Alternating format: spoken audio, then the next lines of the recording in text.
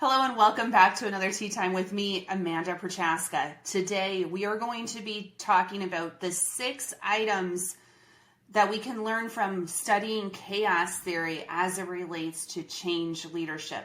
A topic that I never, ever thought that I would be talking about with you here today, but I think it is critical to understand how chaos theory relates to change and the 6 things that it can teach us. So let's go ahead, grab your drink of choice, and let's kick back and learn a little bit more about this for the next 15 to 20 minutes.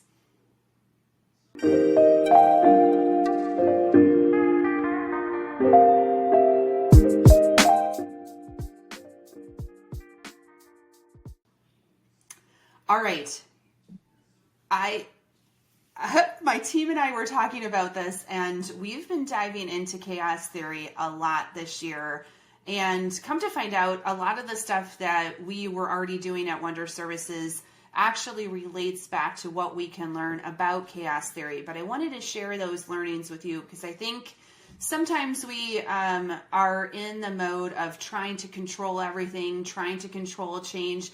But really, if you understand chaos theory a little bit more, you can understand the nature of change and adapt your leadership skills to what really works well when leading a chaotic type of an environment like change.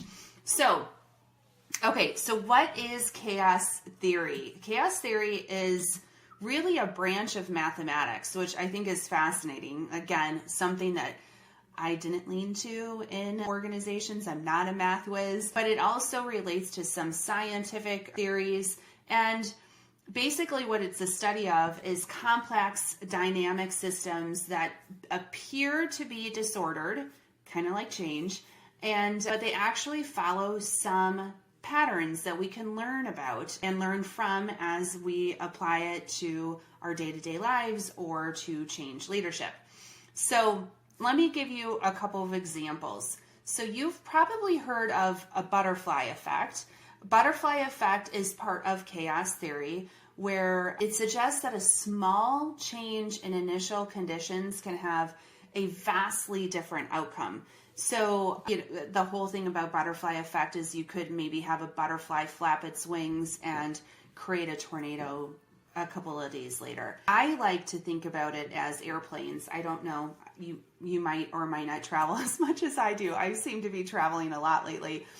And if you think about the trajectory of an airplane, now that's a pretty interesting course. Like, it's very mapped out. So maybe not the greatest example, but I like to think about it this way, where we could be heading to Chicago from Las Vegas, but a one little percentage change in the course can take you somewhere completely different. So there's a high sensitivity to that initial condition. You need to make sure that the coordinates are heading in the right direction. So there's a lot that we can learn about this that I'm going to dive into in the next part of our video around that sensitivity to initial conditions.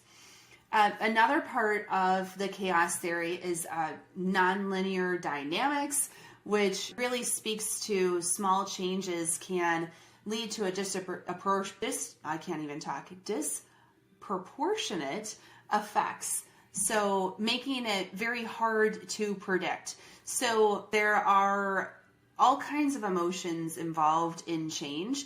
And especially if you're talking about large organizations where you have 100 to 10,000 people impacted by this change, each individual is going to have their own experiences, their own background, their own fears about change. And so there's a lot of nonlinear dynamics going on in organizations when they're heading through change. And so it really makes the prediction of how people are going to react to that change very unpredictable. So fractals is another one. This is interesting. This is more mathematic focused, but it's an interesting theory where geometric shapes that look the same at different scales are actually kind of chaotic systems. It's kind of hard to explain, but the way that I think about it is you have various different, let's just say, cultures within an organization, right? So you have at a holistic level, you have a culture of an organization, right? A lot of money goes into building cultures of organizations. You have really strong leaders who build that. So at the highest level, you have a culture, but within organizations, you actually have several different subcultures that roll up into that culture. They're all cultures, but they could be vastly different as you kind of dive into the different layers. So we're going to talk about that a little bit more. And then attractors is the last example that I'll give you. In these chaotic systems that will drive behaviors in different directions, and they're very hard to predict along the way. So there's different phases potentially in space that create these attractors. Again, very scientific, but a lot that we can learn about how these particular theories within chaos theory can apply to change leadership. So I'm going to move off of what chaos theory is. Hopefully those examples will give you insights to it, but at a high level, just to summarize it, they're very dynamic systems that are very unpredictable, but through study and chaos theory, we've been able to find patterns in these behaviors that will help us understand how certain things work in mathematics, in space, and even change leadership. So let's dive in to the 6 learnings that we could glean from chaos theory. So the first one, and I love this one, is that change management, while we plan, right? Like while we might have a strategy that we put in place for how change might occur within organizations. A lot of people talk about communication plans and training plans and all that kind of stuff. But even with that plan, change is highly unpredictable. So when plans are super rigid and we take a long time of putting together those plans, sometimes you have to know going into it that plan is only as good as the plan today, right? Because of the unpredictable nature of change, you need to make sure that you are adjusting and you're agile and you're completely flexible and adaptable to how things are going within the change.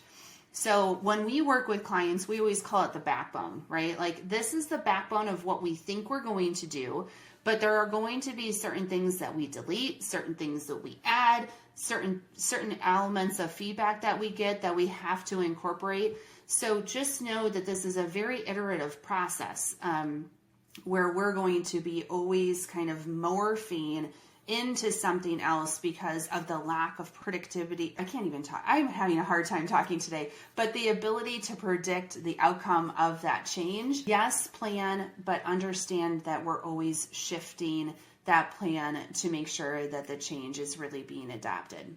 Okay, so number 2 is small changes can lead to a really big impact. And we talked about the butterfly effect, but these small changes can really have a positive impact on how people are approaching the change or a negative one. So I'm going to give you 2 really great examples of this. So I was talking to a friend, not even a client. We were chatting about an opportunity that they have moving forward.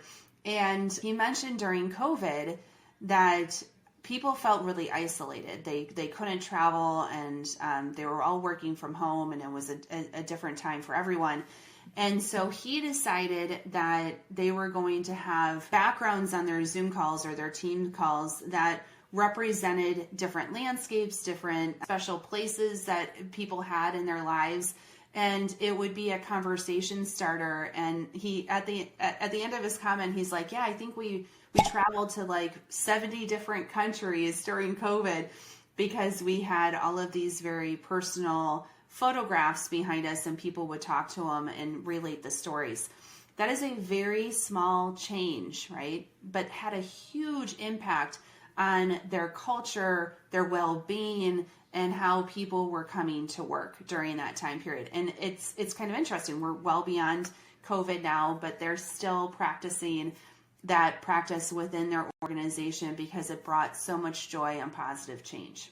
So that's one small change that can lead to a very large impact. Now, I will say on the flip side, it could also have a very negative impact if you're not careful about how you're approaching change. Often, and I'm going to use this example, often we work with leaders that are like a dictate and control type of a change. We're trying to pull them away from that, of course, but if a leader goes out and announces a change and then receives questions and says stuff like, you're just going to have to deal with it, this is the way we're going to have to go and you have no choice, all of that kind of language is very impactful to the negative adoption of these changes. So they feel like it's forced, the people feel like it's forced upon them, that they don't have an opportunity to give feedback. Fears grow because they don't want to have that communication or don't feel like they can have that communication with their leaders. So that's a very small comment, and it can be made once, right? Once along the way, it's a very small comment that can have huge impacts on the people's ability to adopt the change that you're trying to move forward. So it works both ways, but those are two very good examples around how we can use chaos theory to understand how we can lead change. Small changes, big impact. Okay, so number 3, organizations can have very different parts of cultures. So for instance, I mentioned you have an overarching culture as an organization at the highest level, but as a change leader, if you don't understand those nuances between organizations, the change is going to potentially fall flat.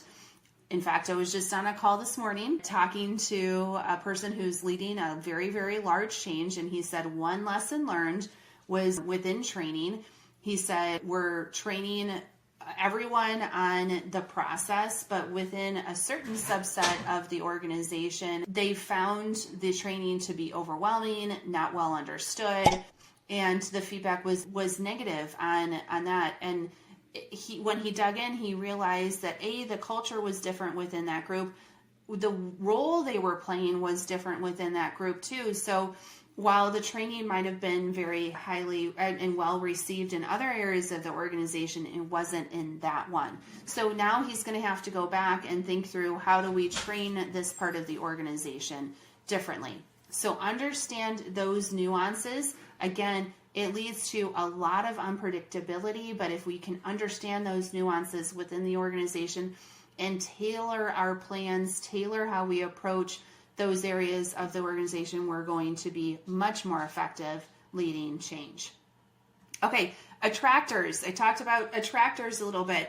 So attractors, the best way that I can describe it when it comes to change is understanding cultures and how cultures drive change. So let me give you an example. So let's just say your culture is super innovative. If you are leveraging that innovation and tying in the language and how you're approaching the project, etc., or that change into that innovation culture, you're going to attract the adoption of the change. So I don't know if that makes sense, but if you have an innovative culture and then you're trying to move forward something that's really not overly innovative or exciting, there's not going to be as much attraction to that change as others. So when you are thinking about the change, if there are large initiatives going on, if there are operational ways of working that you can tie into,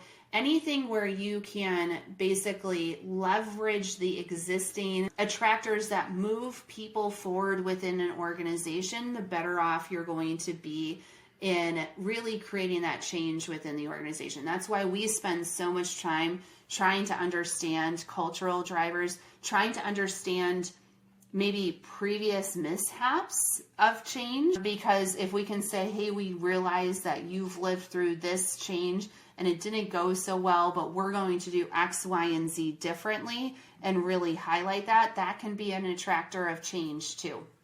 So make sure you understand your attractors and how to leverage them as you are leading change.